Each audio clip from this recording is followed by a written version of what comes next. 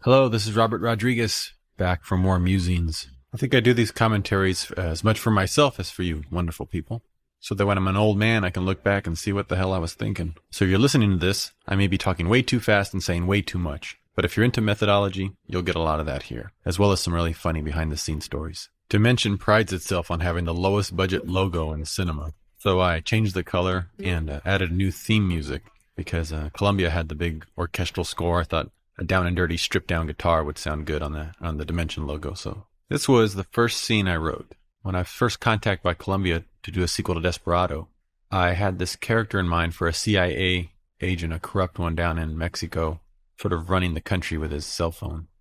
And I named him after Rick Sands, head of international at Miramax. I just come back from seeing him in Venice. We were there for a film festival, and he called me on the phone for something or other.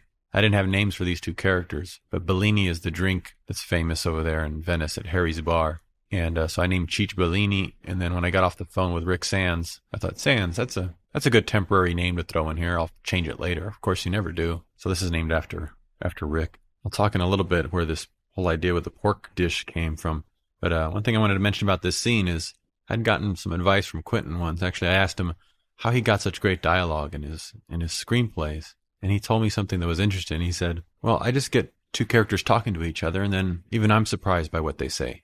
So I'd always taken that whenever I write a script. When I'm first feeling my way through a script, I'll take whatever couple of characters I've started with, and I'll just sit them down and just get them to start talking so I can figure out what they're about. And that's why this was the first scene that I wrote, because I sat them down in a bar and I had them talk. Always thinking that, well, I'll just start them off in a restaurant, and later I'll change it to something a little more visual so we're not just sitting in a restaurant. But again, didn't change that either because it actually fit the characters really well, that he's very passive. He doesn't become an action character, the Johnny character, until the second half of this movie. I'll talk about how I got the idea for the two different sides to his character. But this is now another story sequence, like the one I had in Desperado that Steve Buscemi tells the story of the mariachi, and we have these flashes to his sort of myth. And I want to do that again, only this time adding the character of Salma into the myth. She's now joined the legend. And I thought Cheech is the perfect person to retell this tale. I guess I should explain why he's even back. We killed him in the last movie. I couldn't believe I'd killed him. When I went to go do this movie, I started writing down the different actors and characters I would want to bring in. I realized I had killed Danny Trejo. I had killed Cheech Marin in Desperado. I thought, why did I kill those guys off? No, those guys are classics, and I wanted to bring them back into this, and I just did a complete Sergio Leone and just brought back the same actors in different roles. These stories were well traveled. They might have picked up some embellishments. And it's actually great hearing Cheech's voice telling the story of the mariachi, the legend of the mariachi, which has grown, as you can see, to include a new sequence about a villain we haven't seen yet. And I'll explain why that is. First, this was my first day of shooting. And it was a little exciting because it was our first time shooting with a high-definition cameras on a full feature. I'd just done some tests with Spy Kids. And it was exciting to go in there and experiment. And that's why we chose to do these flashbacks, because it was going to be a little bit easier. It wasn't going to have to tie into the visual style of the rest of the movie. We decided to change our methods after these first 2 days. So this was kind of a test shoot in a way. In fact, no other scene looks like that in the movie because we were experimenting with how dark we could make a scene, how little light we could get away with. And this was an extremely low light situation. We actually did change how we were shooting the movie by the end. I think we changed 2 or 3 times, really to experiment. I hadn't done that since El Mariachi, and it's fitting. This is part 3, that I would not worry so much about continuity. The shot of Salma right here was done at the very end of production when she got off Frida and showed up on the set. We matched it just in color timing, but we shot it. You can see some of its cooler light coming in behind her. I hadn't shot Spy Kids 2 yet, or Spy Kids 3, even though those movies came out before this one. I had shot this one first. This was my first HD shoot. There's a 10-minute film school elsewhere on this disc that shows how we did that knife gag.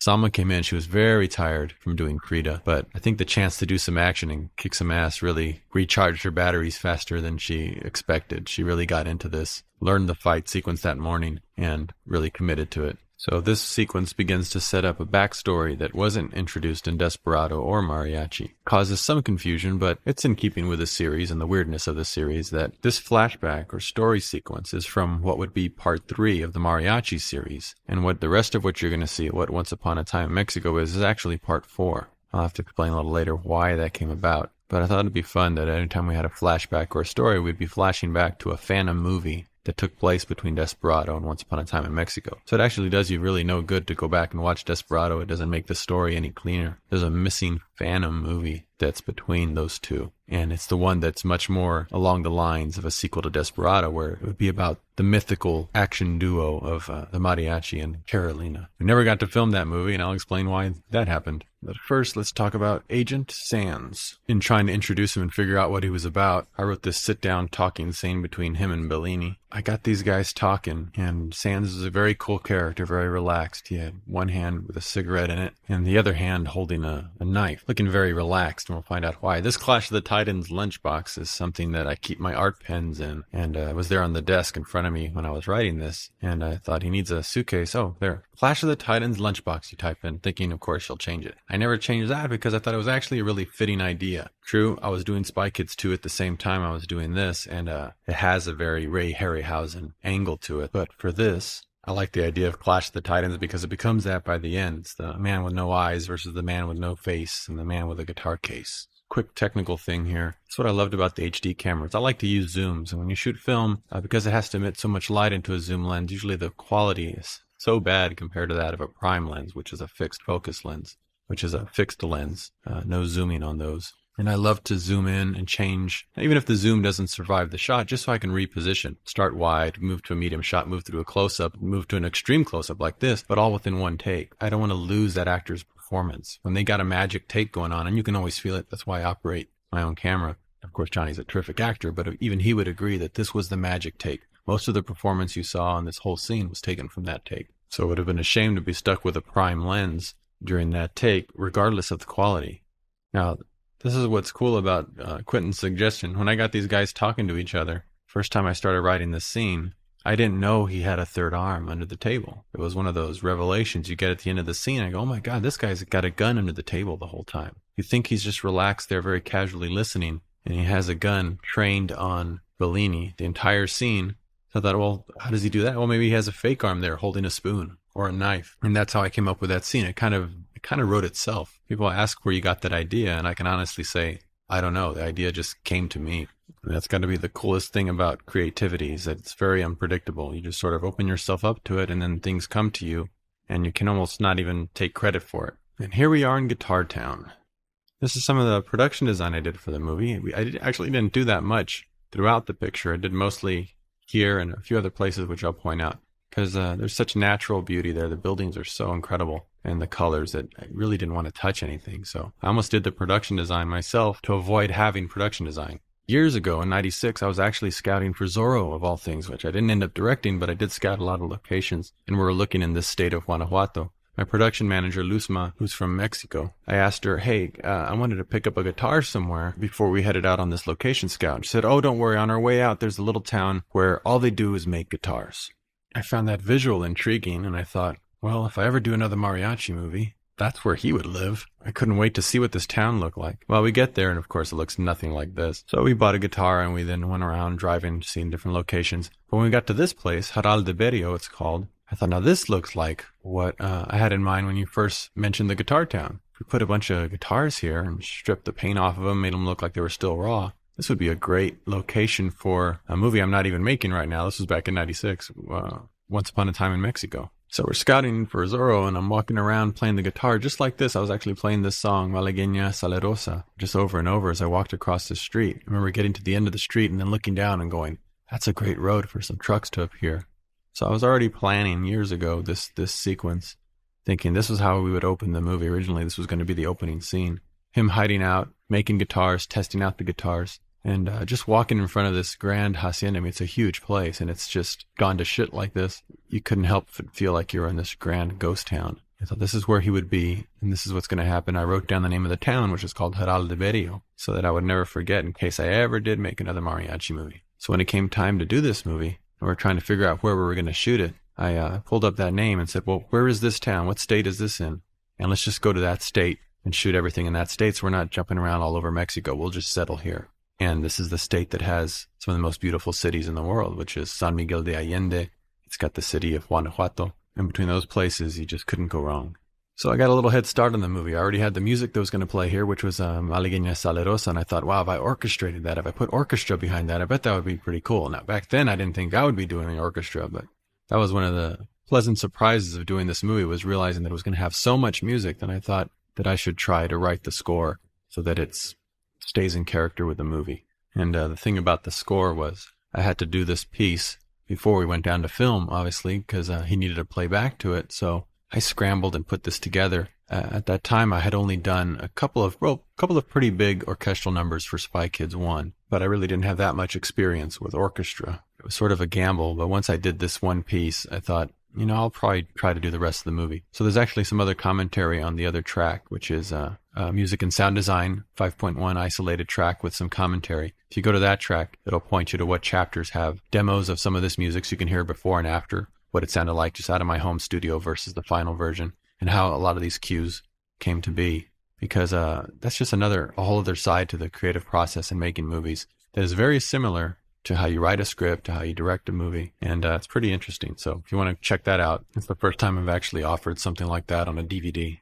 El Cucuy. This is a great shot of Danny. I say Danny's got a high definition face. I mean, that's something you can never get too much detail on. You see every mark on that face of his. This guy too, you can see every missing tooth. This is what was exhilarating about shooting HD, was really capturing this place for what it was rather than an interpretation of it, which is what happens when you shoot film. This is what we saw, and I'm glad I got to show people what was there. Originally, this part was going to be played by Quentin Tarantino. I wrote this for Quentin. He was going to be yet another person that was going to come back from Desperado. Thought I wanted him to play a Mexican, because I wanted to do the old Sergio Leone thing. I wanted to hire my Eli Wallach and get him to play a Mexican character. We have this photograph of us together for a magazine where he had this Fu Manchu mustache, and he used to laugh at it because he said, "Look, I look more Mexican than you do, Robert." I reminded him of that picture when I told him I was writing this script for him, and he said, "Well, if I can do it, I'll absolutely do it." But he was in the middle of Kill Bill. So I kept writing it for him anyway, thinking there might be a chance he'd come down, and if not, and I told him, "Don't worry about it if you can't do it. Danny Trejo's on standby, and he would be a great Cucuy as well." Cucuy, that's the name of the boogeyman in Mexican folklore. So it's actually fitting that Danny Trejo is the Cucuy. And in fact, there's a deleted scene, which you look in the deleted scenes, the scene with him and Mickey Rourke, where he explains that that's how he got his name, because the Cucuy is a myth that strikes fear in children and men, as Danny said. Now, we just had two pretty big score pieces back to back, and that was one of the things that surprised me, was that the music was so big and grand and over the top. I don't think I would have known to ask for this score had I just worked with a composer. And that's what's really sort of elusive about this whole creative process, is so much of why a director sounds like he doesn't know what he wants is because he's trying to describe a feeling, because he doesn't know, really. It's a process you kind of have to go through. And I discovered that while doing the score, is that I wouldn't have known what kind of score to ask for. But as I organically sort of worked out the problems of putting a musical score together, I found that the music needed to be bigger and bigger to go up against these sort of epic images. And you would think that big music on top of these sort of over-the-top images would be too much, but it needed more and more. And by the end, it just sounds like Godzilla or King Kong music. So that's what's very interesting about the process and how much of it is going on instinct and just sort of discovery. And that's why I think a lot of times when you're not doing a lot of these jobs, it can take a lot longer, because you're trying to describe a feeling to someone and it's very vague, and they go off on that feeling and they come back and they bring it to you, and you go, no, that's not quite what I had in mind. You go through that back and forth forever. Well, there's no way they can read your mind, and you don't know either. You'll find that at the end of your process, you say, that's exactly what I wanted, but you didn't know that when you started because you had to go through it. Okay, now check this out. I wrote myself into a hole that only luck got me out of. I wrote that Willem Dafoe's character, Barrio, needed a double that looked just like him. And, of course, where are we going to find at the last minute somebody that looks just like Willem Dafoe? Well, this guy worked in our production office there in Mexico. And even when Willem saw him, he said, I'm going to have to kill him now. This guy looks too much like me. It was pretty freaky. And it was something that was in the script, and I was thinking all along, why am I writing this in the script? I need to find somebody who has the same face as whatever actor I end up choosing. At the time when I was writing the script, I didn't know who was going to play this part, so it's not like we had a long time to cast. And we just got very fortunate that this guy, even the lines around his mouth match Willem's. That's freaky. I'll talk more about Willem later, but it was great that he just came in that day, learned Spanish that morning, and did this scene. The way this joke came about that gets a big laugh in the theaters. I wrote this part for Quentin, and one of the complaints he had about the script was he didn't like when the boss talks down to his help, as Johnny's doing right here to Kukui. And that's the part Quentin was going to play. Yeah, I looked at the scene. He didn't put him down enough, is what it was. I think that was a problem. Is that Johnny's character didn't really commit to bringing him down. Are you a Mexican or a Mexican? So I thought, well, maybe if he really talks down to Kukui, then Quentin might like it. I'm a Mexican. And so I came up with this joke of, are you a Mexican or a Mexican? So that Quentin could turn around and say, I'm a Mexican. And he could really sell his own character. And of course, it works even better now that Danny Trejo is playing him, because Danny's the ultimate Mexican. When I told Quentin about the new line, he said, that's a really great line, by the way. He sort of wished he could do the part, but it just wasn't in the scheduling. And this is really the only scene between Johnny and Antonio. The rest of the time, they're on telephones, and we shot them separately. So this is their only shared scene. I got the idea for this pork dish because one of my favorite restaurants in Austin is called Fonda San Miguel. And a chef there, Roberto Santibáñez, used to make this really great pork dish called puerco pibil or cochinita pibil. I remember just eating this thing going, this is such a great dish. And it's in a very interior Mexican dish. In fact, it's from the Yucatan.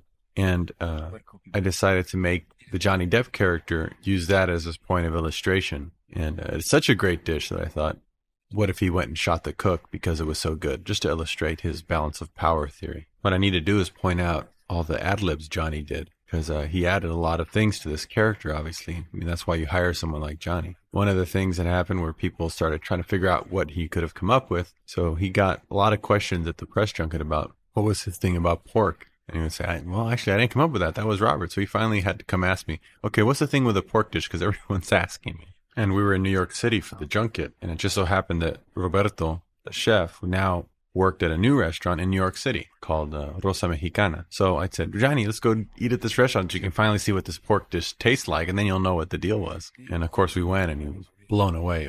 It's a great dish. You know, we start getting into Marquez. Marquez is based on a real character in South American country where a failed coup d'etat took place. And I got a lot of these stories from real life tales I would hear coming from South America and places we never hear about this stuff on the news. I have family members down in these countries who call and tell me about all the crazy stuff going on down there. And you turn on the news here, and there's no mention of it.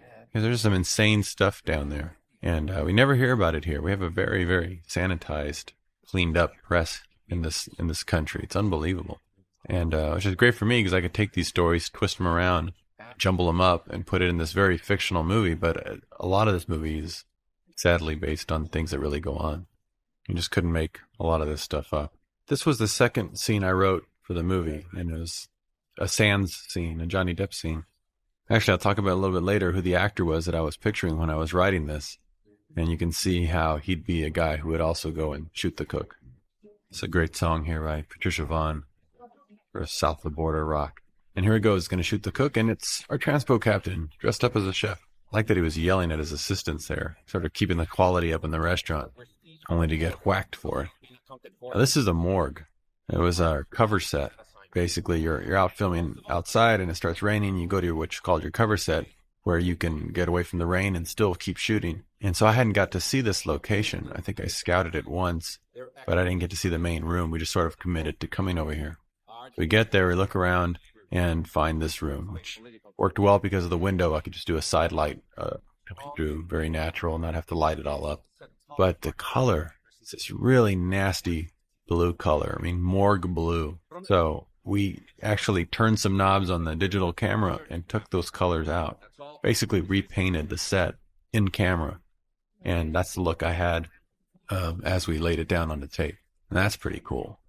That's one of the benefits of having your movie come out much later than when you shot it. Is that Eva here, I saw an audition tape for Training Day. That movie hadn't come out yet when I hired her to be in this.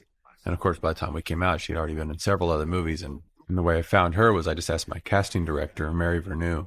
I told her, I need to go shoot this movie really quick. I don't have time to look, but this is what I need. I need a really strong Latin actress who could be very sexy, very tough, and give all the descriptions of the character. And she said, oh, you want Eva Mendes. She had cast Training Day, and she showed me the audition tape, and there she was. She looked like someone straight out of a Sergio Leone movie. I said, that's her. This here playing the president is Pedro Armendáriz Jr. To be specific about that, because when I went and talked to Ricardo Montalban, working on this Spy Kids movies, I said, hey, I got to work with a friend of yours, Pedro Armendáriz. And he looked at me kind of strange and said, you must mean Junior. I said, oh, yeah, Junior, of course. Oh, because I worked a lot with his father, and he's not around anymore. But I like Junior. He's a good kid. So only Ricardo Montalban would call Pedro Armendáriz Jr. here still a kid. But he's terrific, just a very lively man and great talent. And Oscar Julio Menchoso here, I've been trying to work with him for several movies, and finally we got to do something together. And he's great. He has the backstabbing advisor. He came up with a speech about the prince plays later on. Not the first prince I betrayed. It's coming up in the bullfight. Okay, here we are outside of the church. One of the main reasons I picked San Miguel de Allende was because of this incredible church they had, and we needed a church for the shootout. And I said, we're going to shoot there. Let's just go there, and everything we'll need will revolve around that church. Of course, they wouldn't let us shoot inside the church because there's so many masses. It was so hard to find a church that we could shoot because they constantly have masses every day. It's a very religious country. So we shot the exterior there and the interior in another city. For this guitar tune he's playing here, I just had him doing some basic minor chords, just doing a picking, and I was actually replaced that later with it.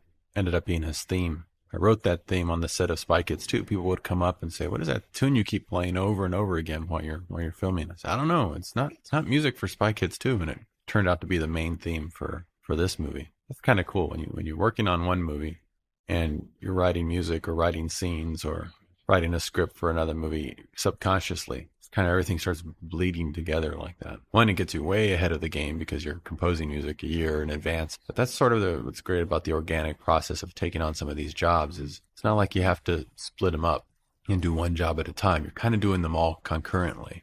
The shackles. This was a scene I wrote for Desperado originally.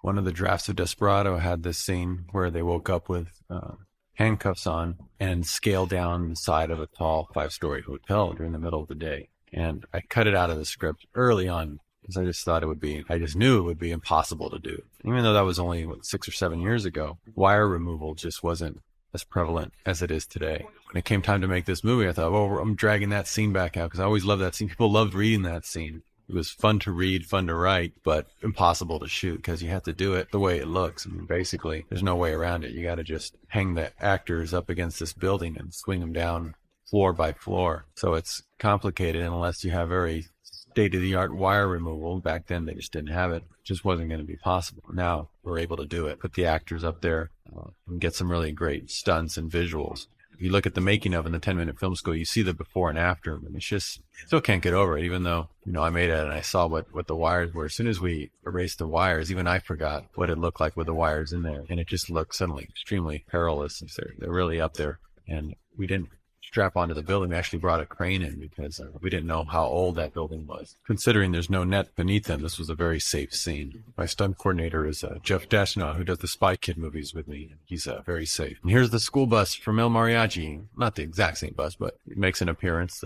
This was Salma's first day, and look what we do to her. Her first day back from the set of Frida, so she was in a different mindset, so we had to shake her up to get her back into Desperado mode. Antonio came to me just the day before we did this scene. I don't think he realized this scene was next. He was saying, you got to make me sweat more. I haven't sweat yet on this movie. And after hanging there on the building all day, his hands were trembling. 'Cause even though you're on a wire, you still have to grab on with your fingers and pull yourself up a bit so that it looks like, you're hanging. And after doing that all day, he showed me his hands are all beat up and still trembling from just having so much tension on them all day. He said, okay, that's it. You don't have to make me sweat anymore. I've gotten my fill. I got over that. So here we are going into the beautiful church here in San Miguel de Allende, the exterior. Now we're on the interior, and this is look at the height of that balcony. I'm going to mention that in a second. This is in Querétaro, which is not too far from San Miguel. I think it's only about an hour and a half. And it was the only church we could find that was giving us a flexible time period to go in there and shoot. And what allowed us to destroy some balsa wood benches we were bringing in there. And the main reason they let us do that was because this priest, also ran an orphanage there. He would rent it out to us so that he could keep his orphanages running. So we paid him enough to keep him going for 2 more years. Now this scene, Johnny Depp wasn't supposed to originally play the part of the priest. This is another cover set. Antonio's side was shot over at the Guitar Town, and Johnny Depp's side was shot the last day of his shooting. He was only on the set 8 days because of the schedule, and I'll talk about that in a minute. We had to shoot this movie very fast, and Johnny was on set 8 days. And even then, if you see the deleted scenes, there's still like 4 scenes that cut out that he was in. Got a lot of work done. And because we were shooting high definition, I mean, we were just rolling. We were just on a roll. The tape was just running, and we just got it all so fast that he flipped. He said, I've never shot a movie in 8 days before. And he came to me and said, is there anything else I can do, man? I mean, he brought me the script, and he said, who's playing the priest? And I thought, well, I don't know. I'm going to do a Spy Kids movie next. I figure I would wrangle one of the actors from that movie. I'll just carry this set back to Texas with me. And he said, what if Sands plays that character? What if he puts on another bad disguise and he's actually his own contact? He has no contacts. He's all alone in Mexico and tells the mariachi to go meet somebody in the church. And how twisted would it be if it's just him in a bad disguise? Works for me. So he gave it a try. He put on a wig, a ZZ Top beard, and sunglasses, and he learned the lines very quickly because he was really literally going to get on a plane later that day. We shot it, and he put on a Brando accent, and there you go. Now you just saw Antonio scale that balcony like Toad in X-Men. When I wrote this, I was picturing the churches I went to as a kid, which had only about a 12-foot high balcony. Not the case in Mexico. Every church has these 40-foot high balconies. I like the way the light comes in here. It was really dusty up there, so it had this naturally smoky environment. There's a lot of thick atmosphere just built into the church. And I have a couple of 6K PARs on these huge parallels we built outside. This is really high up there. And it's pretty simple to light this place because it was a white church. A little bit, it was a kind of an off-white color. So I didn't want to get complicated. We just put lights outside on that one side. And just this is all just sort of low light. HD captured this really well. By having the lights simple and just coming in through the side like that, we could shoot all the action without having to move lights around, and it took care of everything. Oh, that's another cool thing about the HD camera. You notice this is all slow motion here. All of this is slow motion when he pulls out the gun, and then later when he does the jump, this is 60 frames.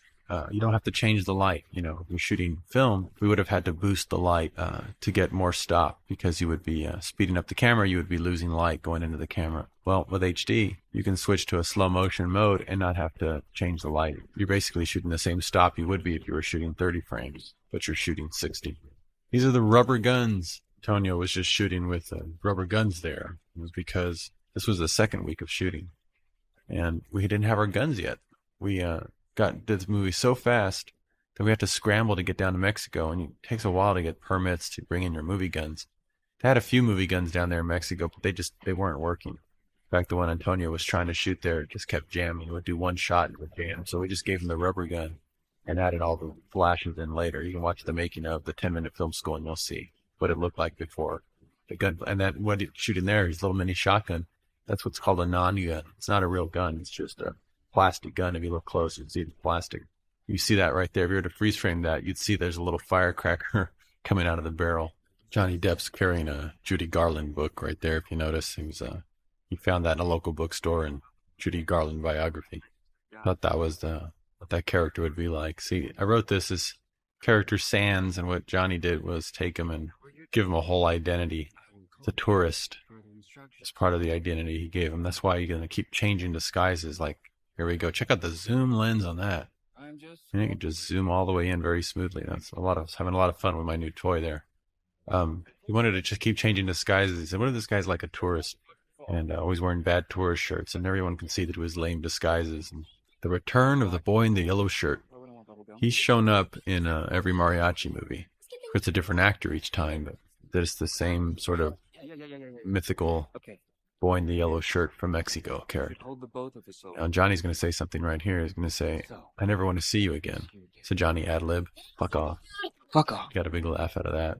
And of course, the next time he meets up with the boy, he doesn't see him because he's got his eyes gouged out. And I'll get into that whole second part of the character in a little bit. First, there's an actor I always wanted to work with and finally got to do something cool with him. And it's Ruben Blades. And Ruben is basically playing my uncle. My uncle is a retired FBI agent who really did take down 2 top 10 criminals. And so I based this character on him because after Spy Kids, I got to actually sit down with him and ask him all sorts of questions about his FBI life, and he told me such really great stories. And I put a couple of them in this movie.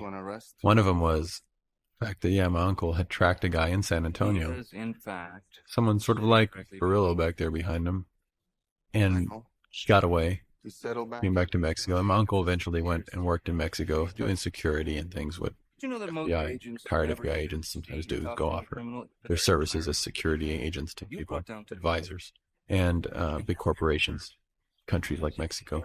And he would run across this guy that he used to track, and he couldn't do anything about it because the guy was back in Mexico. He also told me the story of a guy he had picked up, a fugitive who had gone into Mexico. He went in, tracked, and found, and was going to bring him back to the States. And when he found the guy, eager to come back because he had been living on the run and hiding, and even though he was free and out of jail, he was in a mental prison, and it was just driving him insane. He knew someday someone would come pick him up, and he was just glad that it was over. He was relieved to see my uncle, actually. So I combined a couple of stories that he told me into this characterization. In fact, even his name, Jorge Ramirez, that is my uncle's code name when he would infiltrate a drug ring. That was the name he would use. Since my uncle was living down in Mexico as a security advisor to a big car corporation down there. So we hired him to be in charge of security to all the actors and to everything on our movie. And so he was right there on the set getting to watch all this and be an advisor to Ruben. And it was a kick for him and for me to have my uncle working on a movie and having Ruben Blades play basically my uncle. Now, this scene was full of ad-libs. Johnny's idea was to take all the cuss words I had written in, because when I tell you the actor I had in mind, you'll understand why I had him speak a little tougher, and he decided to wimp him down and make him never want to cuss. And so tug on the old short and curlies. That's a Johnny Depp ad-libbed line. I like this music here. This is a song called Flor de Mal by Tito Lariva. The Cruzados. He also did music as Tito and Tarantula and Desperado and Dust Till Dawn. This was the first Latin south of the border rock song I'd ever heard when I was about 12 years old, and he was in the Cruzados. I heard this song called Flor de Mal, and has this sort of Steve Hofstadter's a guitar player, has this really cool spaghetti western guitar sound. This is a great location. It was just a bar we found here in San Miguel, and those walls are that green color. I just hit them with some lights to kick them up and get that intense color. And the red was there. We put these legal lights in there to aim at the actors, some Christmas lights, just to dress it up a little bit. Pretty much shot it as is.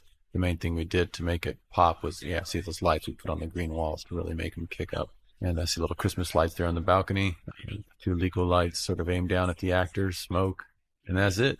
This is Enrique's first day. This is another benefit of shooting high definition.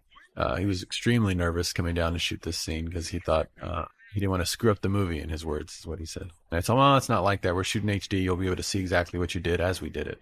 And sure enough, he came down. He did that scene with Antonio. Antonio is also a great director. Really made him feel comfortable. And as soon as he got a take that was really good, that I knew he would like, I dragged him over to the monitor, which is a 24-inch high-def monitor right there on the set, played it back to him so he could see in exacting detail what he did, down to the light in his eye. And that's invaluable because it gave him so much confidence to be able to see exactly what it was going to look like at the premiere while he was on the set, that he felt very comfortable. He goes, oh, that's what it's going to look like. And that's what I sound like. And that's what my performance is completely. It gave him a lot of confidence, and he had instant confidence for the rest of the day. And on a movie like this, we're shooting so fast and getting so many scenes down a day. And we shot this in half a day, and we're already on another location. I needed him to have that confidence that day. I didn't want him having doubt in his mind for the next several days. It would have taken several days to get dailies back, and film monitors just aren't good enough. Sometimes revolution is what's needed to clean up the system. I wrote that the night before. I needed a little intro, and I wasn't happy with what was written. And Johnny also took a pass, and he gave this speech about a guy with one arm. You got to see the deleted scenes. There's something that he wrote that was pretty funny. He liked what I had written, but I told him, let's shoot what you wrote anyway, because it's really funny, and I'm hoping I can still use it. That's what's great about DVDs is you can put all those extra scenes that you shoot to keep the flow, the creative flow going, and not just have it disappear in time. I don't like bullfights. Johnny agreed with me, and we feel it's a cheat that Matador goes out there once the bull's already all beat up and tired. So we staged this bullfight, and what's really funny is that this bullfighter here, he was wounded in battle. This was the first time he'd even gotten in a ring since I think 2 years before, when he had gotten gored. It was the horrifying experience I had with watching this videotape that he showed me of a bullfight of his. And I thought, I heard that he'd gotten injured, but I didn't know the tape he was showing me was his goring. So I'm sitting there watching it as his audition. And he's going, oh, look, here's my family up here, and here's my kids, and I'm about to get into the ring, and he's fighting the bull. And it's, I don't like bullfights. It's gross. They're like stabbing the bull and everything. And he's out there, and he's prancing around, and the bull is being very aggressive. I was cheering for the bull, actually, even there. The bull did a move that the Matador didn't like. The Matador grabbed the sword and went to stab the bull a little too soon because the bull hadn't been worn out enough yet. Our friend, Mr. Matador here, had just gotten overeager and wanted to impress the crowd and his kids and his wife. So he stabs the bull, like in the top of its head or its neck. And the bull, as a reaction, instantly throws his head up. And he gored the Matador right there in front of me on this tape. It was nasty. Went right up his groin, right up out through his stomach. Oh, couldn't believe it. Carry him out, blood everywhere. And he started showing me his scar. And I was like, oh my God, I almost threw up. You just can't help but clutch yourself just thinking, oh my God, what the hell would that feel like? And I asked him, what happened to the bull? And he said, his head is in his dining room. I'm like, oh, yeah, you should have your head on his dining room. And it was funny, just the excuses he was making. He was saying that the bull was cheating. The bull was pretending like he was more tired than he was, and he wasn't playing, he wasn't doing it fairly. So we had fun trampling the dummy of that Matador and having Johnny bet against the Matador and win. I don't know if it makes much sense betting on bullfights, but not much else makes sense in the movie either. It kind of keeps with the weirdness and surreal nature of, just think that's the way it should be. Bulls should win. Also illustrates the story of creative sportsmanship where you're rigging the game. You're rigging the game against the bull to lose by beating the hell out of him before you even go in there. So that was another form of illustration by Sands. The scene with Salma, this was shot actually right there at the Guitar Town also. They had some great old rooms, amazing wallpapers on the wall, and it's a beat up old place. We just put some furniture in there, but it's really classic looking. Check out the wallpaper behind her on this.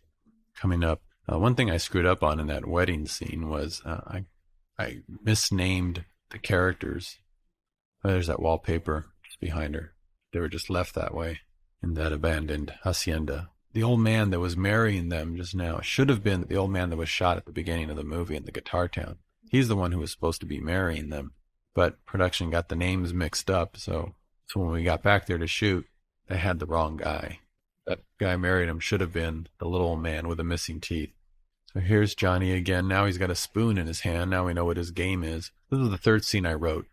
Way back when I started the script, I had only written a few scenes, and they were all Sands scenes.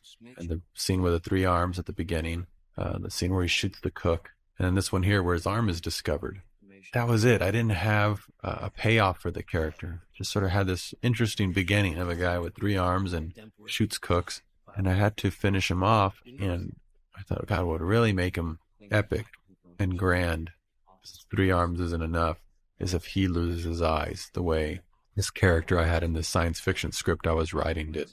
The third act of that movie, a character gets his eyes taken out by the bad guys, and he uses his son as a seeing eye dog for the last act of that movie as he goes on a revenge rampage. So I grabbed that script, took that character and the little boy from it, and stuck it in this movie and just turned the boy into the boy in the yellow shirt selling bubblegum. And that's why this character ended up coming out so cool, because it was the man with 3 arms from one script and the man with no eyes from another, and so he became instantly this very epic character. And I think that's what hooked Johnny was when I sent it to him. He thought it was such a cool character because so much went on with this guy in such a short amount of time. He really becomes transformed, and the reason he transforms so dramatically is because he's taken from 2 different scripts of mine. But when you're dealing with a movie that has the main character is a guy who carries a guitar case full of weapons, that's how I started conceiving of the movie. I thought, well, if I do this sort of Sergio Leone tribute, Good, the Bad, and the Ugly, it's just so iconic. You need those sort of iconic characters and to stand up against the mariachi and to be as memorable as he is. And so thinking almost visually, the man with no eyes and William Dafoe's A Man with No Face became those extra iconic characters to round out the story. In the 10-minute film school, you see how he did this. I mean, I try to do special effects on my movies very simply, and easier is always better. And that's just a dummy we laid on the ground. I drew a little outline. So after he finds it in his eye, I have him say this line. It was, "Thank you for not sticking it up your ass." And that gave Johnny the idea to, hey, how about I go ahead and search him anally anyway. And Cheech is trying not to laugh there because he didn't know Johnny was going to do that. Johnny added this line. You're about a quart low. You're about a quart low. Pushes the dummy out there into the water, and then just started throwing rocks, trying to sink him, and bullseyed him a couple of times. So that's when we put in. So Columbia Pictures. I owe the existence of this movie to Amy Pascal, who for years would be calling me up trying to get another Desperado out of me. And I had got an idea for one. I say gotten because it was got from Quentin Tarantino on the set of Desperado. And it was the first day on the set for him back in, that was 1994, so this was a while back. October of 94. And Quentin looked around in the set, saw himself in costume, and thought, you know what, this is great. This is like your Dollars trilogy. I said, what? I said, yeah, this is, no one's done this since Sergio Leone. You have to do the third one, though. And if you do the third one, you got to make it epic. And you got to call it Once Upon a Time in Mexico. He said that all in, that one sentence. His first day walking in on the set. I said, well, it's very interesting, but let's finish this movie first and then see if there'll be another one. I doubt I'll ever make another one. This one was really just going to be a calling card to show people what Mariachi didn't show them there at the studios, which was that I could make a bigger movie and not just something done for a coffee budget. So you didn't know how it related to, movies in their world. So I was doing Desperado really just sort of to practice and get something else out there to show what I could make. And years later, I got a call from Amy Pascal. Said, hey, Desperado's picked up a lot of audience on cable and on DVD, and we think we should do another one. And I said, well, only if it's epic and we call it Once Upon a Time in Mexico, just to try out the idea. And she said, well, that's the way we should do it. And it really came about more from Quentin, because that just the title alone makes it sound like a much more difficult movie than I would probably want to tackle, just going down and shooting in Mexico again on film. And it was hard just shooting Desperado. It was such a physical movie, physically draining movie to do. And I thought it was interesting, and I started writing the script. And the first character I wrote was what would be the bad, and a good, the bad, and the ugly version of Desperado, which would be the Sands character. Came up with those three scenes, and off and on I would write down a few ideas, but that was really how it began. And I didn't really ever think we'd make it. I just sort of noodled with it a little bit and was going on to other things. I think I was writing Spy Kids and some other stuff. But just about every year, faithfully on my birthday, Amy would call and ask if the script was done, because I kept saying, oh, I'll turn it on my birthday next year. And my birthday would come around, and of course I didn't have it. And I'd say, my birthday next year, I'll have a script for you. People always want to have a date, and so I usually just say my birthday is the date as a reminder to myself. So she kept it alive for me, because truly I never thought I would make another one.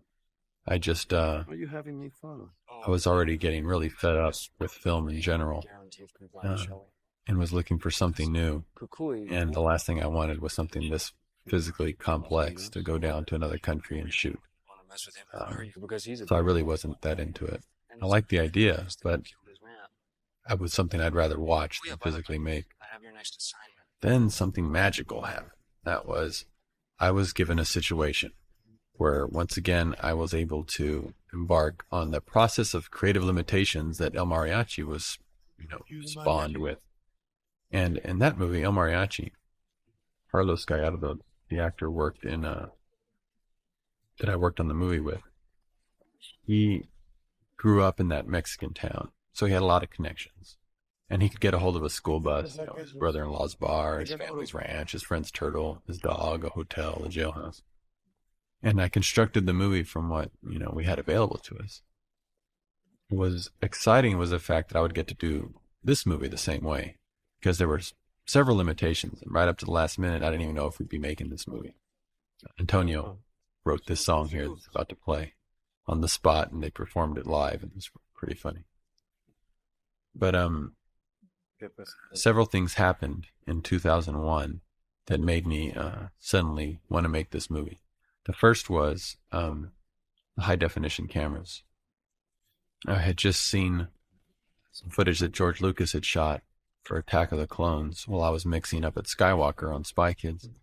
And I'd just gone through this long, lengthy process in Spy Kids, getting that movie out with all the opticals and the fades and the special effects. And with film, that's just most archaic medium to work on modern movie making with.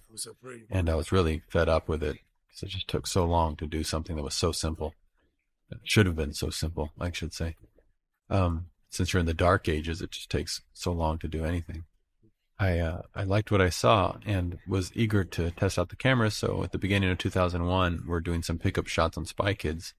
And I did a quick test where I was already filming it on film, but I brought the HD cameras on set just to see what they looked like and to see where they fell apart, because George's footage looked good, but I didn't know how it compared to film. I didn't want it to look, cheesy or video-y. And I shot the same scene with a film camera as the HD camera. It was already lit for film, so I just dragged the HD camera on. The first thing we noticed was just the monitors. I mean, everyone just gathered around. They couldn't believe they were seeing, like being at the premiere right there on the set. They could see all the work they were doing. And it made lighting much easier because at the time we were lighting something for Spy Kids. It was a low light situation where a little kid was holding a glow stick. And we're there, the DP's there, and we're there with a light meter trying to figure out if we got enough light on her so it looks like it's coming from the glow stick and not from an outside source. And it's just taking so long. And I finally said, let's get this film camera out of the way, bring the HD camera over, and let's look at the monitor and be able to see what we're looking at, so we'll know if our exposure is good. And we brought it over, and instantly my DP looked at it and said, oh, that's right, we got to bring this light down and this light, and you can instantly see what you were doing. So I thought, well, there's a big plus. I mean, already I was excited. Just seeing what you're doing is a revelation. It's like painting with the lights on. You don't realize what you're missing until you got something where you're not missing it. And it was just thrilling. And we moved so quickly, and I was eager to do a film out. Did a film out and compared the two. Said, okay, now let's see how it looks compared side by side. Unbelievable. We could not believe how bad the film looked compared to the HD. I kept saying, that's film? Are you kidding me? People thought something had gone wrong in the lab. It was such a dramatic difference to see the same image done by both, mediums. In the digital test we did, what we shot, we'd actually put out on film to show along with the film. So it wasn't even projected digitally, which always looks better. So that got me so excited to use these HD cameras. The first thing I wanted to do was go out and shoot a movie. And I didn't have a movie to shoot because there was an impending actor strike that may have gone on at the end of June of that year of 2001. And it wasn't going to be enough time for me to go do Spy Kids 2 because of all the effects and how long that was going to take to put that together. So I was really elated at the revelation of HD and also bummed that I might be, the strike lasted a year. I would be out of work for a year not being able to test out these cameras. So I thought there's got to be another movie I can do before the actor strike quickly. What can I do to test out these cameras? And I thought immediately, another Desperado. Outside, dark interiors, bright exteriors, slow motion, rugged action that, see if the cameras are robust enough to hold up to the action, not fall apart in your hands. And I thought that would be the best testing ground for a movie. And suddenly I got excited about making Once Upon a Time in Mexico because I thought this will be like El Mariachi again. I'll be able to run around with a camera, these much lighter equipment, and shoot off the cuff like we did on El Mariachi. This will be just like going back to the old days, because I didn't want to go make Mexico on film and have it just be big and fat and stagnant. I wanted to have it as freewheeling as before, have it be even freer than Desperado, which we shot on 35. And so that was the plan. And then I called Antonio, and he said, no, I'm already booked for a movie just before strike. So that was a big downer. So I was sort of just floating around for a few months until Spy Kids came out. And then everything changed. At the premiere for Spy Kids, Antonio tells me, oh, that movie I was going to do before strike isn't going after all. It's been pushed back. My eyes lit up, and I was like, do another Desperado. And he said, you have a script? I said, no, but you'll have it Sunday. So I went home and started running through all my notes and the different characters I thought I had been writing, script pages I thought I had done all those years. And I found those 3 scenes of Sands, and that was it. And then a cast list of a dream cast list of all these actors. The movie was going to be very big and epic. And they ended up getting pretty much that cast. It's funny. But just a dream list that you always write. I was just shocked that I hadn't written more than I thought. Like, so much had been just floating in my head, and very little had I actually committed to paper. But oh my God, I told Antonio it was going to be done Sunday, and I knew he would never hold me to that. So I needed something else to light a fire under my ass. So I called the studio and said, hey, that script you kept asking for, I have it. I have it finished. I'll send it next Wednesday. So I furiously started writing the script to get them on the hook to make this movie before strike, because now I knew this was the way to do it. And I knew I couldn't wait till after strike, because I would be on to Spy Kids 2 and 3 because the kids would be getting too old. And I would just be on to other things. And this being the 10-year anniversary from when I had shot Mariachi, it just seemed like this was the last opportunity I had. And you could just really feel that. Do or die, this was the only time to get this movie done. And it would be the great way to make that first movie on high definition. So the next phone call I made was to Salma, to get her on board, to make sure she wasn't shooting a movie, because, of course, I imagined the sequel having her in it and continuing the adventures from Desperado. I call her, and she tells me, oh, you kidding? I'm doing Frida. I can't do your movie. How come we're doing it now? I've been waiting for this movie to be made, and now you're doing it while I'm doing Frida. So I thought, oh, now what am I going to do? I thought, well, let me think real quick. Can we get you for a few days at the end of your shoot? And she thought that was possible. So I thought, all right, real quick, I figured, you're dead, and you'll be in flashbacks. We'll see you in flashbacks. Okay, I'll get back with you later with a script. So got off the phone, started cranking on the script, and had to write around the fact that she wasn't going to be there. And I made her a ghost in the script. I want to mention Mickey. What happened was I had Ruben in mind for this role. And the day I went to meet him, my agency called and said, hey, we just signed Mickey Rourke. Would you like to meet Mickey for a possible role in Once Upon a Time in Mexico? I was still writing it, but I went ahead and met him because I've always been a big fan and wanted to see what he was all about. And he was really wanting to get back into acting. I had known that he'd been out of it for a while, not really wanting to be a part of movie making.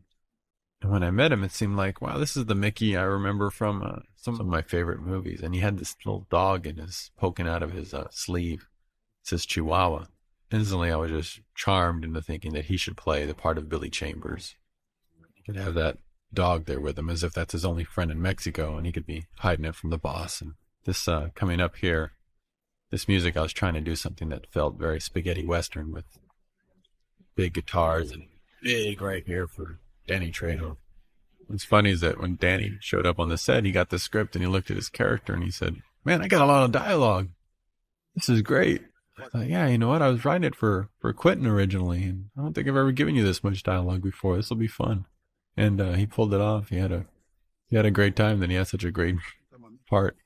Since I'm a Mexican, I can do whatever I want. The thing that was pretty amazing is when Antonio came down to film that first 2 days of shooting that flashback, we had him in his old Desperado costume. This is a newer costume we made, but in the original 2 scenes we did. But in those first 2 days, we had him in his original costume, and he just fit right into it. 7 years later, to see him step back into the old outfit and still be the same, it freaked us both out that he could just walk. It looked like he just walked in off the set of Desperado 7 years later. It was my shaky Steadicam work around them in that scene, and then this nice push in for that line that he does so well. Kill you all. That's a real Antonio line. I guess I'll have to kill you all. This is a really cool song by Juno Reactor that I've had for a few years, and mainly because it's got a great guitar part by Steve Stevens, guitar player for Billy Idol. Does this amazing Spanish lick on this that's really cool. And the song's driving, and I used to drive around listening to this thinking, I got to put this in the trailer for Mexico, and ended up just doing this whole entire action scene to it. This was an action scene that all it said in the script was mini Road Warrior chase scene. Very cool. Details to follow. And the details never followed. I had the ideas for this part here, but then once he gets on the cart with carrying guitars, it was just being made up on the spot day by day. I had my first AD going around with my first assistant cameraman shooting some extra motorcycle action and anything we could find or think of. They say, hey, we found a little town of cactuses. And so they went and shot action scene in there with the stunt doubles. We show later how we do that on the 10-minute film school and run over the people. They're simple, compositing tricks. But I just wanted to make this scene look like there were accidents happening and that we're being really reckless. And it's the footage they'd gotten. And then we shot Antonio in this park and jumping over this other car. And there's Antonio doing his own riding and crazy stuff. He loves to do that.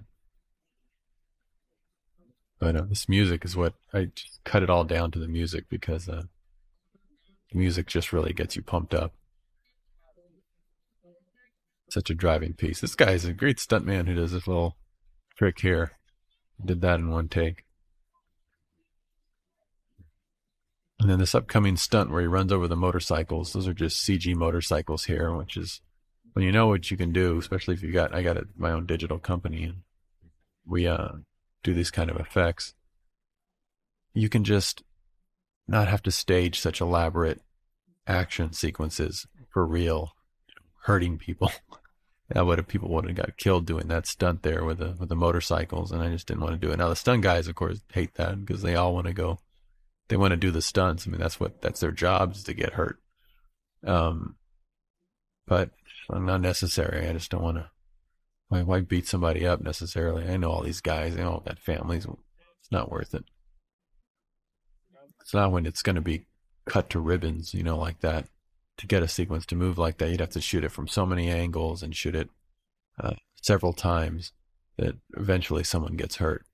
And so that's what's good about digital stunts. If you can limit yourself on what you try to do and not try to do too much, sometimes it's not noticeable. When I called Willem Dafoe to be in the movie, he said, I'd love to be in the movie, but I don't speak Spanish and I don't play the piano. Well, it's not that kind of movie. This is like Sergio Leone calling Eli Wallach and saying, get your ass over here. You're playing a Mexican tomorrow. And I told him, you're an extremely talented actor. You'd be surprised what you can pull off on the spot. And he came down, and this is literally like his second day, and he's speaking Spanish, and he's playing piano. I taught him one song. In fact, the song he's playing on the piano is the theme from Spy Kids 2, which I had been writing. So I taught him that, and he's playing his version of it. And it's the only piece he could play, so he would play it. He was practicing it constantly on the set, saying, everybody's favorite, because he just kept playing it over and over, but he needed to in order to get it down. But look at him, he's over here doing his accent, and actually it's not even a made-up accent. He was completely basing it on my second AD. And I would say, I don't know, it sounds a little funny when you say this word. And he goes, but that's the way this guy sounds. And he played me the tape, because he taped the guy, my second AD, reading his lines for him. He was like, sure enough, that's exactly how he sounded. So, well, I guess it is a real accent, so we can use it. Anyway, back to how I got this movie even made. It was just unheard of. You just could never scramble a movie like this together as fast as we did. I didn't really turn in a script till near the end of April, and we started shooting this less than a month later. So the studio, Sony had been trying to get me back there for a while to do another Desperado, and what was great was that Spy Kids was ruling the box office for 4 weeks straight. And even though I live in Texas, when the studio opens up the trades and they see your name that often, they want to get you over there doing a movie for them. I mean, they might as well. You're making them fast and cheap, and let's get this guy over at our place. So when I called and said, I got this script, they said, send it, we'll do it.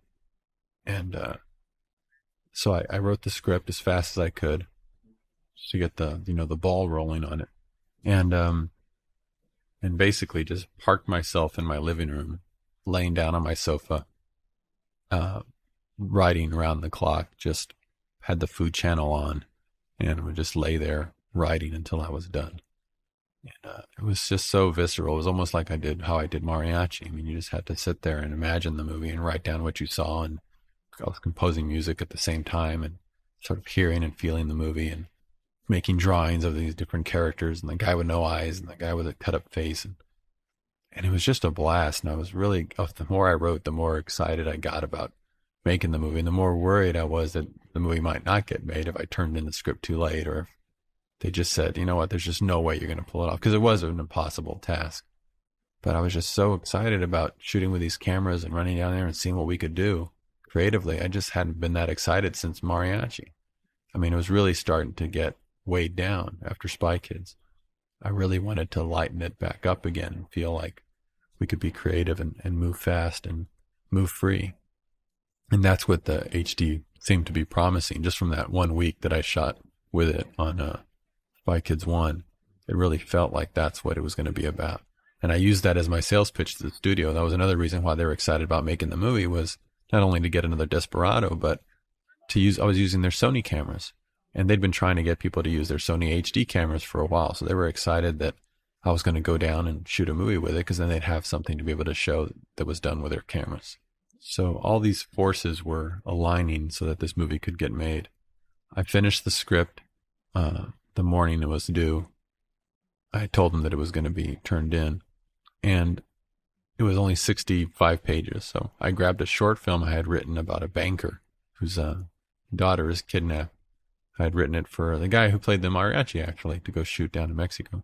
And I shoved that into the script and laced it throughout the script just to help. It was a 10-minute short, a 10-page short, so to help pad the script out a little bit, because it was only 65 pages. And so I sent it to the studio, knowing that I would take it out, later. It was just so that it wouldn't look anemic when I sent it in. I sent it to the studio, and they called the next day and said, "We love the script, it's great, but, a couple notes. The banker subplot doesn't seem to work." And, "Oh, no, don't worry, I've already taken that out. Yeah, I tried to make that work, and it didn't work." That's how I would just do anything to get the movie going, because I just knew that this was the time to do it. And they knew it. They could feel it too. It had been so long since they've been trying to get me to do this movie. And I was telling them, honestly, this is the one and only time we'll be able to make it. After this, I'll just be on to other things, and the timing will be wrong. It'll be too late to do it later. So this was it. We were going. First thing I did was I showed them the making of Spy Kids. I did a little 10-minute film school for it, because after they read the script and saw how much there was, they said, "Are you sure you can be shooting this by next month?" I mean, it was just unheard of. And what I told them was, look, this is a whole new method of movie making I've been developing through Spy Kids, and it helped that Spy Kids was up there on the charts. I have a whole new way of making a movie, plus this is high definition. So you have to throw out everything you know about making a movie, because it doesn't apply to HD production, which of course I'm just kind of making that up because I don't even know. I've only shot for a few days with it. I think that's what it can offer. That's what it seemed to. But I was talking about things that were unproven at this point. But I just felt that way. I mean, this is the most excited I had ever been about the possibilities in movie making. It was even grander than discovering an Avid for the first time after years of hacking away on a Moviola. I mean, this opened up a huge can of worms that was exhilarating. So I had to get this movie going somehow. And I told them, don't worry, it's HD. It's going to be just like El Mariachi. I'll production design it. I'll photograph it. When something isn't working out, we'll just think of a creative solution. And that's the spirit Mariachi was made in. And that's the way this movie needs to be made in order to belong to the series at all. So I showed them that 10-minute film school for Spy Kids, showing them the little tricks and digital sleight of hand that I used to make that movie so economically. And if you look at the 10-minute film school for this, it's very similar, and he's showing how you go about taking the shortcuts visually to make a movie that seems much bigger than it is. And after showing them that, they seemed, very impressed, and they seemed like they were had a lot of confidence in me. And even I began to feel that it was possible. And I was thinking, gosh, this is so strange. Where are the studio skeptics? I mean, this is like ridiculous. We're going to prep this movie in 2 weeks and be shooting. We have to be done before strike, because the studio can't have a movie that's going past strike, or even show a movie that's going past strike, because it could just incur a lot of cost. And the studio wouldn't want to put down on the book something that was shown going past strike. So we had to shoot it in 7 weeks. So we had 7 weeks to shoot the movie. 2 weeks to prep it. And they completely believed I can pull it off. Now you have to understand, most action movies, big action movies, are 20-week shoots, usually a lot more. This was going to be 7 weeks. This was really anemic for the kind of movie we're trying to do, and with the cast we had, and all in location. So we got down there, and of course the shoot was insane. We did 6-day weeks mostly. Every other week, every third week we had a full weekend. And I remember telling my AD, hey, just give me an extra day over this weekend. Let's not work the 6th day, and I'll make it up on the back end, because I was really toast. And but it was just so fun. I mean, I just remember being burnt out, but excited. Everybody was. I mean, the few people that I got to take down with me, because mostly we used a Mexican crew, they just had a blast. I mean, they still talk about it because it was just such a crazy shoot. And when we got back 7 weeks later, I went to Sony, and Amy Pascal sees me. She says, I can't believe you're finished. How did y'all make that crazy movie? And I didn't know what she was talking about. So what do you mean? I explained it to you, and we did it the way we said we were going to do, remember? You even told me we could do it that way. And she said, yeah, but we all thought you were crazy. We never thought you would actually do it. So suddenly I flashed back to all the nodding heads I kept seeing, and I realized they probably did think I was completely insane, because I was showing them the 10-minute film school, frothing at the mouth about the possibilities of a high-def production, the methodology I was going to use, the short prep time, the scramble to get it done.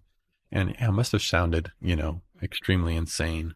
And all that time they were saying, sounds good, yeah, go to it, you can do it, we believe in you. And I realized they just wanted me to begin. They never thought we'd actually finish.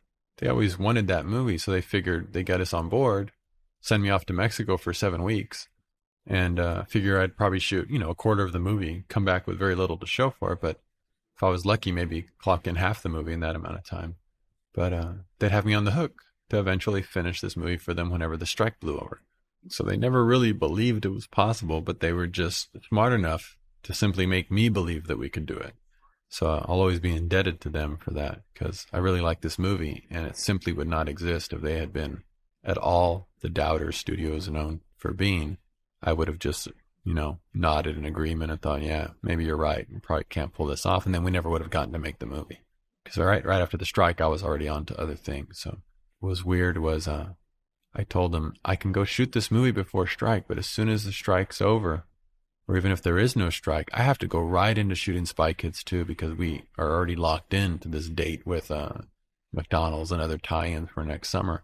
So I have to go deliver that movie before I can even edit Mexico. That's why this movie was shot before the other Spy Kid movies, but didn't come out till after them, is because I only needed to get it shot and take advantage of the timing with these actors. Everyone was off to do different things after this. Johnny was off doing Pirates. Salman was off doing stuff, Antonio. And I was making these other movies. So it was a long gestation period after it had been shot before I got to edit, which was really, really cool, because I went off, I finished shooting this, go off, shoot Spy Kids 2, edit Spy Kids 2, score Spy Kids 2, release Spy Kids 2.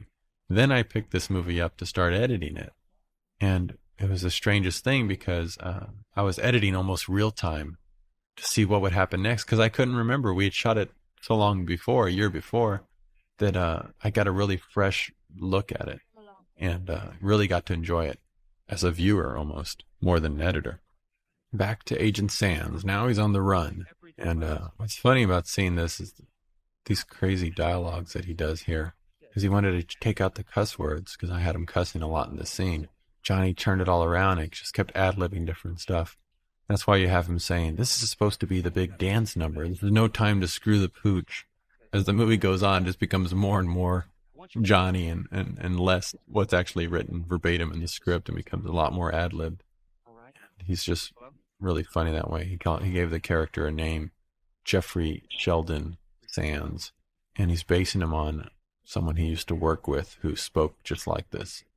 Funniest thing is that I was actually writing this part with George Clooney in mind. Because I had to do this movie so fast, I naturally would gravitate towards people I've worked with, because they understand how you're shooting. And I was going to shoot this so quickly, and with new cameras and HD and all that, I just thought I need to have people there that already trust me, and they're not going to just walk on the set and see the operation I have and go, this guy's out of his mind. So I really kind of gravitate towards people I've worked with before. George just couldn't do it. I mean, he would only have 4 days. And I thought, well, that's tight. I mean, we can shoot fast, but we ended up doing it in 8 days, which wasn't bad at all, but George wouldn't have been able to do it.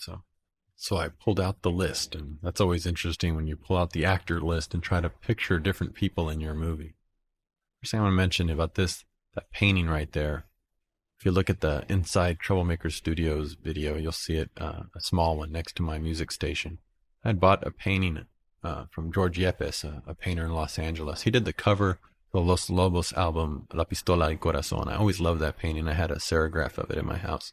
And I looked him up to see what he was up to, and I saw that painting, a small version of that painting, and I bought it about a year before we did Mexico. And when I was down on the set, I thought, I was trying to put this, as a production designer, trying to put this Day of the Dead parade on with the big masks and paper stream across. There really isn't very much in that scene. I mean, it's really just big paper mache mask and some paper streamers. That's really all there is. I thought I need something else to help make it look like a bigger parade. And I pictured that painting that I owned, and I thought, let me call George and see. He's fast. He paints really fast. I mean, I love the speed he works at. He uses acrylics, and he just gets it. He works with a lot of medium at once, all up on the canvas. I really like his method of painting, and I kind of try to emulate that style of working in movies. And that's why I have his paintings around. I just like that. In the middle of the night, sometimes I'll get a phone call, and I know it's George Yepes painting. And he says, "Are you roaring? I'm over here roaring." And he sits there, he paints all night. And that's what he just does. And just so fast. He's got another painting. If I commission a painting from him, I see a sketch, and then I see the finished painting. He's just so quick. He doesn't even give you much chance to go say very much about it, which is good, because that's what I like about that process, is that when I see his finished paintings, I think, wow, I'm glad I didn't get in the way of that. Because if he had shown me the sketch and then the second sketch or whatever, I probably would have asked for something without knowing where he was going with this. Now that I see it done, I'm glad I didn't get in the middle of it, because I didn't know that this is what it was going to look like finished, and neither did he. That's what's so great about the creative process, is you're going on that feeling, and you don't really know what you're doing. You can't really explain it. You just kind of have to do it. And in doing it, it becomes what it is. And then you can say, oh, that's what I wanted, but you couldn't have articulated it before. So I got him to, knowing he was fast, I called him and said, "George, in a couple weeks, we're shooting this big Day of the Dead parade. Could you make me a big banner version of that painting I bought from you, called Shotgun Messenger? I'll paint up the rest of the Day of the Dead paraders in that same face paint, and I think it'll be a really cool visual." So he cranked out that painting and sent it to me, and we put it in there in the movie. I mean, everything was just really fast like that. That's one of the reasons why I did the production design, because I just didn't want to kill somebody, doing this job. I knew anybody I'd gotten would just say, "We got 2 weeks to prep this movie." And I just knew it wasn't going to be that kind of movie. But, people, they want to be professional. They don't want actors to show up and something not be ready. So it would just drive somebody crazy. They would just end up killing themselves trying to do a movie like this. So I thought, if I do the production design, I'll be, I'll know what I really, really need only, and we'll only go for that. We'll have to be realistic. So there's very minimal design in this movie. Everything is just taken more advantage. I mean, look at the walls. We just pick walls behind them that just look incredible. They're all cracked, ripped up, and nice streets. And there's just so much of this in San Miguel de Allende. Anywhere you pointed the camera, it just looked unbelievable. And so there wasn't a lot of design to do. And we just carried some red blankets around with us. You'll see it show up several times in the movie. And I said, hey, if anything doesn't look right, we'll just cover it with a red blanket. And that's what we did. I mean, look at that wall. The doors, the walls. That was really it. I mean, you're just finding this fantastic locations like this. You just stick the actors in front of it and you play the scene, and it just comes to life instantly. You don't have to go paint anything or do anything. That's Johnny really hitting his head against a pad. He would whack his head on some of those takes against this pad we put up there. A few of them he missed, but I think that one he actually bumped himself. And this is another thing I love about HD. This is me on Steadicam. And the reason I always shot my own Steadicam is because Steadicam monitors are the worst. No matter how much money you spend on a Steadicam monitor, it just looks like crap. And you can't tell what you're doing. I remember on Spy Kids, I shot a Steadicam shot of the kids, a famous slow motion shot of them as spies for the first time walking out of the store. We did it on Steadicam. And had to shoot that shot 17 times because we couldn't tell if we'd gotten it or not. It was in slow motion. You can't play back in slow motion. You have no playback anyway because the monitor's so crappy that you don't know if you got it. And we're on location, so we don't want to go back. We have to just either live with it or just keep shooting takes to make sure we got it. Well, as the editor, I was very curious to see what take it was. Sure enough, it was a third take. Yet we shot it 17 times just in case. And that's what filmmaking is all about. Doing stuff over and over again just in case. Because you never know if you really got it or not. And I don't mean just the shot or the lighting or the technical part, just performance either. You can't judge it. And so with HD, I would shoot a scene like that very quickly. Be able to pop the tape out, play it in a big monitor, and make sure we got everything that we wanted, and make sure things were in focus, and make sure that the actor's eye line was right, or technical things and creative things, make sure the performance was there. Because it goes so quickly and there's movement, you really don't know. And you don't want to come back. And we're not coming back. We're got to get it then while we're in the moment and move on. And so a scene like this didn't take any time at all. That's why we're able to shoot Johnny out in 8 days, is because we're able to do all this stuff very fast. And it keeps it very visceral, keeps it exciting, it keeps the actor on the set. And he loved it. He said, "This is the most fun I've ever had making a movie. I can't believe that it's never been this fun." Because I'm always on the set, we're always working, we're always being creative, we're always letting the camera roll so we can come up with things. And that's just the way it felt. I mean, it really changes. And people talk a lot about the technical aspect of HD versus film. They don't realize the creative aspects that you gain and how it changes how you make a movie creatively. That's revolutionary. When it changes the creative process for the better, then it's no longer about pixels and grain, and it becomes about what you're doing, which is creating moving images. You know, you shouldn't get confused that movie making isn't, the art form, technology isn't the art form. So making movies isn't about celluloid. That was just the technology that was available at the time. It's a crude technology, so you tend to think it's organic, but it's not. It doesn't grow on trees. It's a technical chemical process. Anything that allows you to capture images, moving images, and do visual storytelling better and more creatively is a better system. And I can't. That's why I can't go back after shooting 3 movies now with HD. I know it'd be like going back to a moviola after having an Avid. I mean, why would you do that? You would just be limiting yourself severely. This is funny. This is all the Day of the Dead stuff. Big, blown out action sequences. And all our tanks, and we had these monster tanks and really cool military vehicles, all of which got taken away once Mexico read the script and realized there was a bad general in charge of this army. So all these free tanks and things we were going to get from the army, they took away. So we ended up having to use civilian vehicles, people who had collected really old junker Jeeps and things. So if you look close, we're kind of shooting around the fact that these are a mismatched, really beat up, I guess what people's idea of a Mexican army would look like, actually. So it didn't turn out that bad, but the real Mexican army has some pretty impressive vehicles and firepower. And it was going to add a lot of production value, but we ended up scrambling a week before, training civilians to look like soldiers, and we created this fake armies and had to do all of that just at the last minute. They did that. It wasn't right away that they read the script. It took them a while, and they read it just before we shot this scene. So it was another one of the many challenges that happened on the movie, which was so fun when you do something like this quick, is that it really pulls out the best in you. And it bonded the whole crew. They still talk about shooting this movie.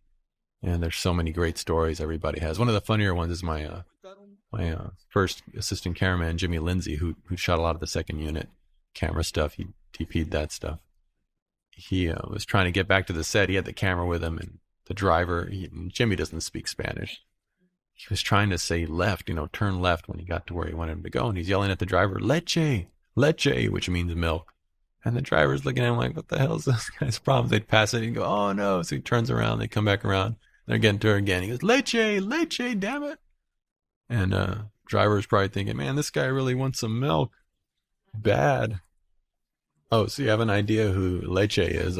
Jimmy, the guy who kept saying Leche. Yeah, if you look at the 10-minute flick school on this DVD, at the end, you see a cameraman crash into the wall and crack the filter on the lens. That's Jimmy. That's Lecce. And overall, the action, the coup d'etat action, we shot all this in 2 days. And that's how contained we had it there in the streets of Guanajuato. We only used two and a half streets and shot very, very fast. Tito Lariva of Tito and Tarantula makes an appearance here as the cab driver. He was also in Desperado. He was Cheech's buddy. He was the one who gets shot by Antonio right there in front of Salma when they first meet. Antonio and Salma meet. There he is. We put glasses on him.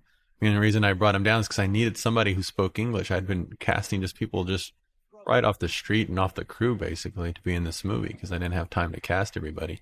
And so that's why so much of the movie is subtitled. I think the studio was surprised half the movie was in Spanish because a lot of the actors didn't speak English. And so finally, this is the last day of shooting. Johnny had already shot Johnny's scene. This is like cutting tracks in a record. That's what Tito said because he's in a scene with Johnny, but he was never on the set together. We shot them, several weeks apart. And in editing, and that was great about HD. You can just really match. You pop in the old tape of Johnny and match the lighting so that it intercuts. But yeah, they weren't on set together. This music here is Johnny's. One of the things I realized when I was on set was that just about every actor I had in the movie was a musician of some sort. And since I was working on the score for it, I told them all, hey, anybody who wants to come up with music for their character, I think that would be really cool to have the actors themselves, while you're in character, come up with, even if it's just 4 or 8 notes, give me those. Because, if I come up with them, they'll be based on what I wrote. If you come up with them, they'll be based on what you played as the actor helping to bring this character to life. I thought that would be, I don't think anyone's ever done that before. So I had Johnny and Antonio and Ruben Blades and everybody send me a little piece of music. Johnny sent this whole piece. That's the piece that he sent me. That's not the entire piece. It's on the soundtrack, the entire 4-minute piece he sent me, but I used that section of it there and then used those notes and that theme that he wrote for his other scenes. I did a couple of other versions, orchestral, bigger versions of an orchestra with full orchestra. That was his sort of rock version. And then I did a couple of other earlier versions earlier in the movie to help introduce his theme. And it's just really great because when his music comes on, it's from him. It's from the actor portraying that character. And I'm orchestrating it, having been the guy who wrote the character. So it was a real collaboration and a different sort of collaboration. Really a fun thing to do. I mean, we had a blast making this movie all around, and that just took it to a whole other different level of creativity that was, I don't know if we'll ever be able to do that again. I'll have to make sure any other actor who's musical gets to do something like that because they really got it. Even Salma, who loves to sing but doesn't consider herself a singer, gets to sing the end title song. Check out the 10-minute film school for how we did that stunt. But I was going to say about getting the actor list when George Clooney wasn't available, there's a standard list of actors, sort of A-list actors. And when you look at that list, it's really exciting just from a movie geek standpoint to see names like, Kurt Russell, Nick Cage, Sean Penn, Bruce Willis. You start picturing them suddenly all dressed in the costume with bleeding eyes, and you try to picture what they would be like in the character. And each actor you would see would bring something completely different to the role. And it's really kind of a fun period of daydreaming. And then I came across Johnny Depp's name, and I went, gosh, that would be really interesting because I really loved the part. The part was already a crazy part with the 3 arms and no eyes. I thought, would you give it to somebody and it was probably the best written part in the script because it's the one I had started on earliest, so it had the best dialogue and the funniest, craziest. It was the most showy part. But you think, give that to someone like Johnny and watch him take it to the next level, the next 10 levels, and I'd see where it would go. That's why he brought the wacky costumes and had that take on the kind of character he would be. And we just let him play. I mean, the more he played with it at the beginning, it was fine. The more he took it away from being a badass, the better, because the second half of this, now when you see him with no eyes, he becomes the badass. He becomes the iconic, sort of really cool action hero. Somehow you're kind of rooting for the guy, even though he's, evil to the core. Here comes Antonio, getting ready to do some more ass-kicking Desperado style with the double-barrel shotgun. I'm sure that thing has no accuracy. It's just sort of it just looked cool. Or when I went to the gun shop to pick guns, and that thing just stood out to me as just being something that photographed really well. Since I don't shoot guns, I know it probably isn't realistically anything you would want as a weapon, something that you constantly had to reload every 2 shots. And I guess that's one of the things you shouldn't question. Like this gag here where he grabs the guy's gun and walks off. This stunt coming up, we're in this amazing building. This is the government building, and it has this 3 stories going up like that. And I just kept looking up there. My stunt coordinator, Jeff Dashnaw, comes over. That's so great about stunt guys. This is all done right there. It's not a process shot. He said, what are you thinking? I said, what do you think I'm thinking? I'm thinking somebody should come off that 3rd floor. He goes, I'm thinking the same thing. We'll get the boxes. And they start bringing in the cardboard boxes while I shoot this scene right here. And we turn around, and there's all these boxes set in the middle, and Coy Robinson did that jump. And we had 3 cameras on it. And I said, let's have a couple cameras covering just the stunt, but I want one camera to be right under Marco Leonardi. And so I can try to catch him falling over his head. And I told Marco, just shoot a couple times, and the guy will jump and then take a swig. And that's how we got that shot in 1 take. And that's cool, again, about HD, that I can look back at it on the set in its full glory, in slow motion even, and know that we got it and that it looked right. And you just can't do that with film, so you'd be doing it a second time. Troy'd have to get up there and do it again, just in case. Did we get it? I don't know. Can you play it back in slow motion? No, not really. We can kind of fake it, so that's what's cool. I guess I should talk about where I got the idea with a man with no eyes. I just had this image in this sci-fi movie of a guy with sunglasses with blood dripping down. I thought it would be a cool image and cover up his eyes. But the look, I realized later where I got the visual of this man with no eyes, and it was from a children's Bible I had as a kid. And you'd open up this book, and I always would gravitate toward this picture of Samson. It was amazing, really beautiful painting. Because when I would describe this scene, I'd say, very Mexican with skulls and very religious looking. I didn't even know what I meant by that. And I remembered it was from that Bible, and that image stuck with me forever. And I thought, God, if I put that image in a movie, it'll stick in people's minds forever. Just seeing this man with holes for eyes and the blood just sort of frozen in time, not even continuing to pour out. And he looked like this in the painting. It was the scene, a depiction of the scene where where his hair's grown back, and he's breaking the pillars that bring down the temple, and he's looking upward a little bit, almost towards the sky, and he's got these red holes for eyes, and it's just a real freaky looking image, and that's why I guess I thought of this, something that was very iconic.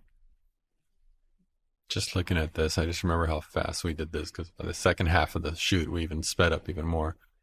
I just remember my crew was just so worried that they wouldn't be prepared. And I kept telling everybody before we even went down to Mexico, I said, guys, it's called Once Upon a Time Mexico, but just picture this title, Mariachi 3. This is the 3rd mariachi movie. It's going to be, if we don't have something ready, or if we can't find what we need, creatively we'll find a solution around it. Don't worry about it. We're going to go down there, we're going to have a good time, we're going to be very creative. So I kept telling them that, but everybody wants to be professional, and they want to be prepared.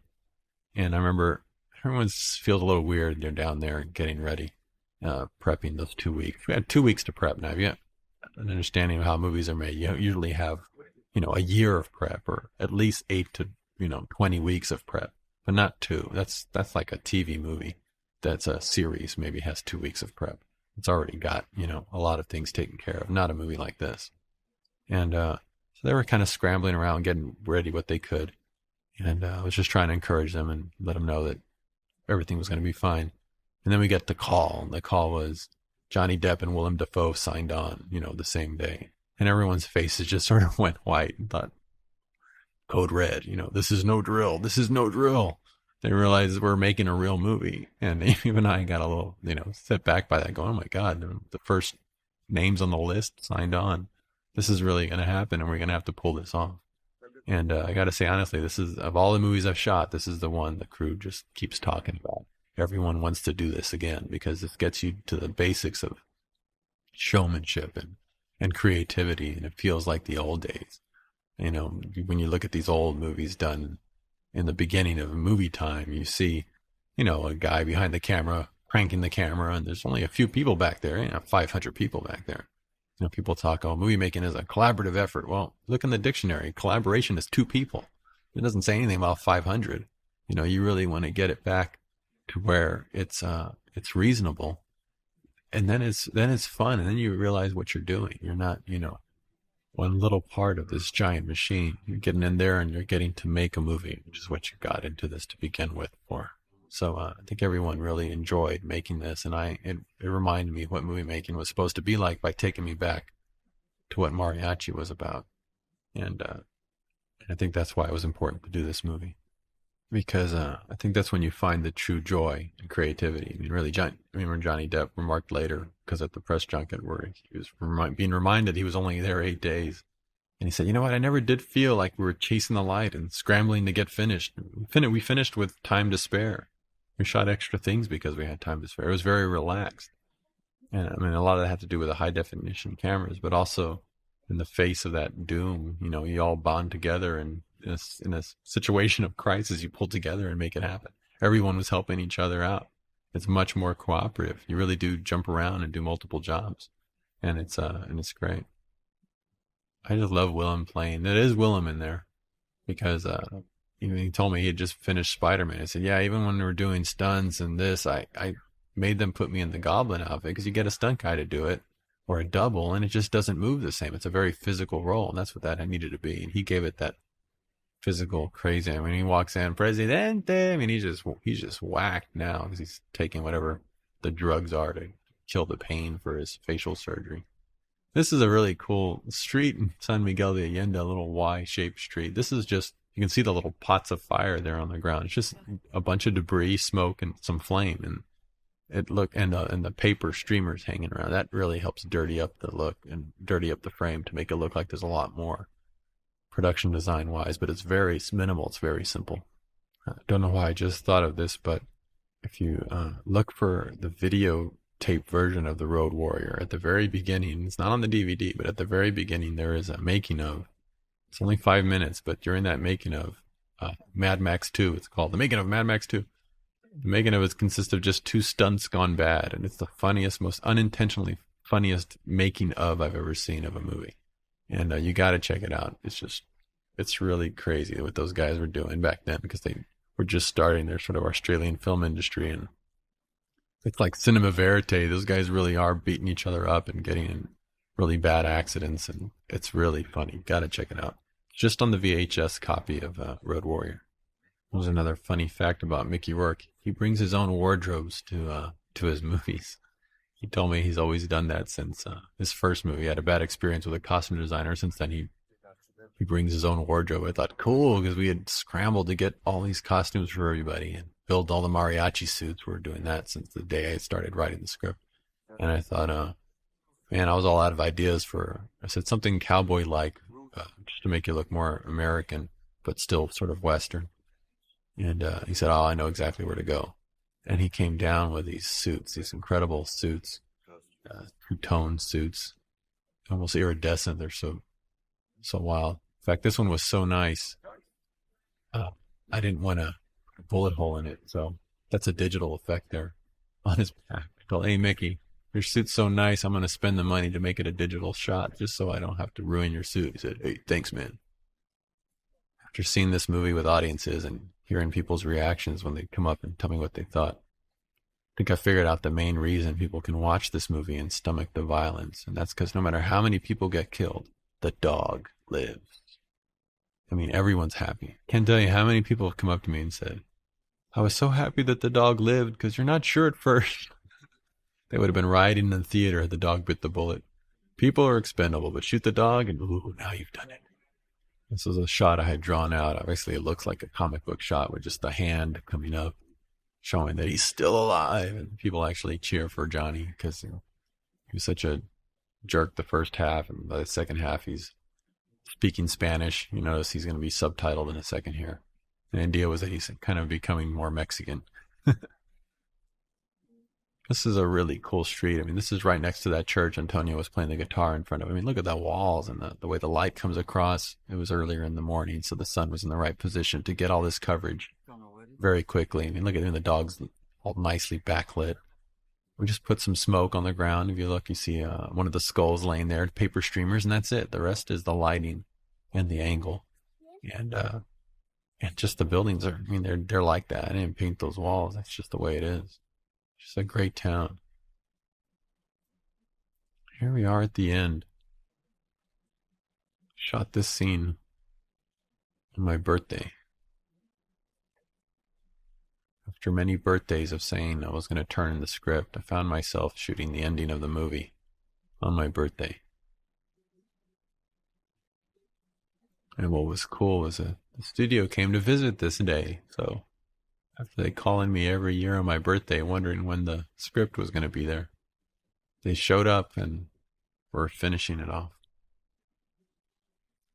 Will there ever be a sequel to this now? I had an idea that maybe if this was Mariachi 3, what we could do was then make Once Upon a Time in Mexico Part 2 and 3. That way you'd have 2 trilogies, but only 5 movies.